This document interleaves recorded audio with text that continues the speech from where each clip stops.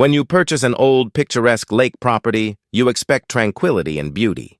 However, your dreams soon clash with the stringent regulations and control of the local homeowners association, HOA. After they call 911 over alleged violations concerning the lake, you find yourself in a legal battle. Armed with a deep understanding of federal waterway codes, you navigate through the bureaucracy to assert your rights as a property owner, leading to a confrontation that tests your resolve and ingenuity. Outline, Introduction. Brief introduction of the protagonist and the newly purchased lake property. Description of the lake's beauty and its history. Initial excitement about the new home. The HOA's role. Introduction to the local HOA and their rules. Description of the HOA's control over the community. The protagonist's initial interactions with the HOA. The incident. The HOA's concerns about the lake, e.g., pollution, property lines. The call to 911 and the arrival of authorities. The protagonist's confusion and frustration. Research and preparation. Protagonist's decision to research federal waterway codes. Discovering rights as a property owner regarding waterways. Consulting with legal experts or environmentalists. Confrontation with the HOA. The protagonist confronts the HOA about their overreach. Tension-filled meetings and discussions. The HOA's attempts to maintain control. Legal battles. The protagonist's strategy to defend their rights. The legal proceedings and challenges faced. Support from neighbors or allies who share similar views. Resolution. The outcome of the legal battles. Changes in the HOA's approach or policies. The protagonist's triumph and newfound respect in the community. Reflection. The protagonist reflects on the journey, the importance of understanding rights and regulations. A renewed appreciation for the lake and community. Conclusion. The protagonist enjoys their property while fostering a better relationship with the community, a message about empowerment and standing up for one's rights. The Homeowners Association of Crystal Creek, universally known as the HOA, operated on three pillars: seclusion, uniformity, and control. For 30 years, the most powerful and visible symbol of that control had been the lake, a 40-acre, spring-fed body of water nestled perfectly at the community's center, glittering like a carelessly dropped jewel. Every lot backed onto it, every morning view was defined by it, and every HOA regulation seemed to be written for it. For 3 decades, the residents assumed the lake was a common element, owned by the HOA itself, a communal amenity to be enjoyed under the iron fist of the board. This assumption was, in fact, the most potent weapon wielded by the current HOA president, a retiree named Eleanor Vance, Eleanor, a woman whose face was molded into a permanent expression of righteous disapproval, had created a little fiefdom around the lake. The water had to be a specific shade of blue, achieved with a non-toxic dye.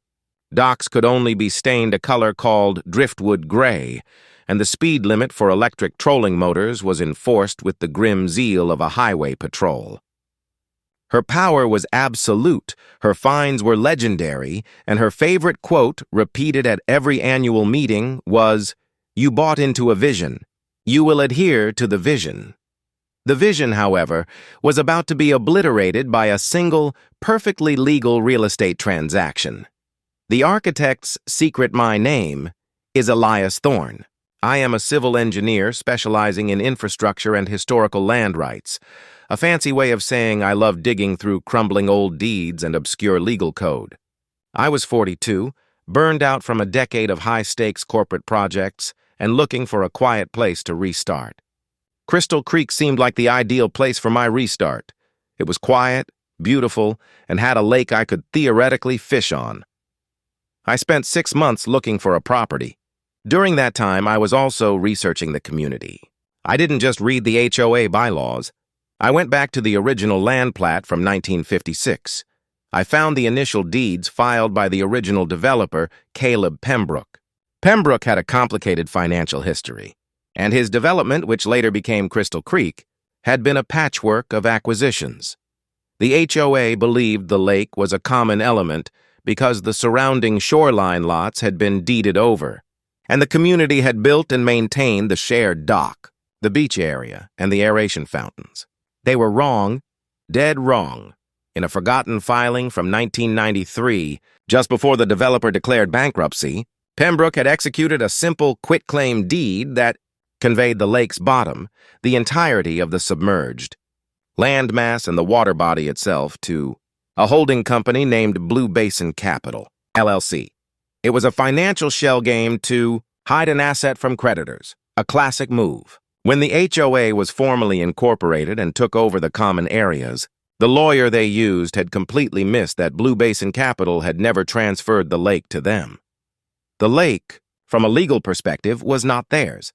It was a separate, privately held parcel of submerged land that had been sitting dormant for 30 years. The opportunity was too perfect to resist. I didn't buy a house in Crystal Creek. I tracked down the liquidation trust that handled the last scraps of Blue Basin Capital, which was finally being dissolved. On a rainy Tuesday in October, for a price that made the 40-acre lake bottom the cheapest piece of land I had ever purchased, I received the deed. It stated in beautifully archaic legal script that I was the sole owner of the entire body of water known as Lake Serenity, its bed, bottom, and all water contained therein, from the mean high water mark inward. I didn't tell a soul. The violation notice I closed on the lake on a Friday. On Saturday morning, I launched a boat. It wasn't a sleek HOA-approved electric runabout. It was an old, lovingly restored 18-foot aluminum fishing boat, powered by a 75 horsepower, two-stroke Mercury outboard, a glorious, loud, gasoline-guzzling machine that smelled delightfully of mixed fuel and oil. I had meticulously refurbished it in my old garage and trailered it to the tiny strip of beach that I had also acquired as part of the deal. The roar of the engine at 9:15 a.m. on a Saturday morning was, I later learned, the sound of an apocalyptic event to the good people of Crystal Creek. The motor sputtered to life, settled into a deep, aggressive rumble, and I slowly motored out, tossing a line into the shockingly clear water. I didn't even get to the center of the lake before the assault began. The first sign was the arrival of the HOA's self-appointed lake steward, Mr. Henderson, an enormous man in a polo shirt that was too tight, driving an HOA-branded golf cart.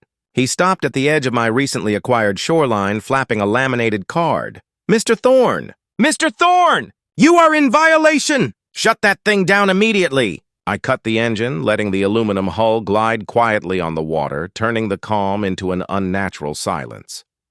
"Morning, Mr. Henderson," I called out, giving a little wave. "Lovely day for fishing." "It is not a lovely day for a Class B internal combustion engine," he shrieked, his face turning the color of a ripe plum. "The bylaws are explicit. Rule 4.7c. Only electric trolling motors are permitted. Furthermore, the color of your boat is not on the approved exterior palette. That hull is industrial aluminum, a direct violation of Rule 3.2a, which requires a neutral shade of cream or deep blue."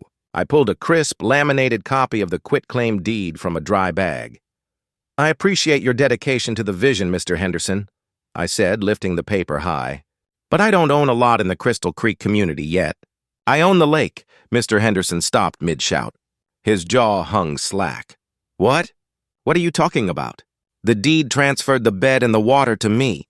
The HOA owns the shoreline, the docks, and the beach access around the lake. You do not own the lake itself. I do. As the sole owner of the navigable water and its bottom, I am not subject to your rules and regulations. I can paint my boat neon pink and use a jet engine if I so choose," he stuttered, finding his voice somewhere between disbelief and outrage. This is impossible.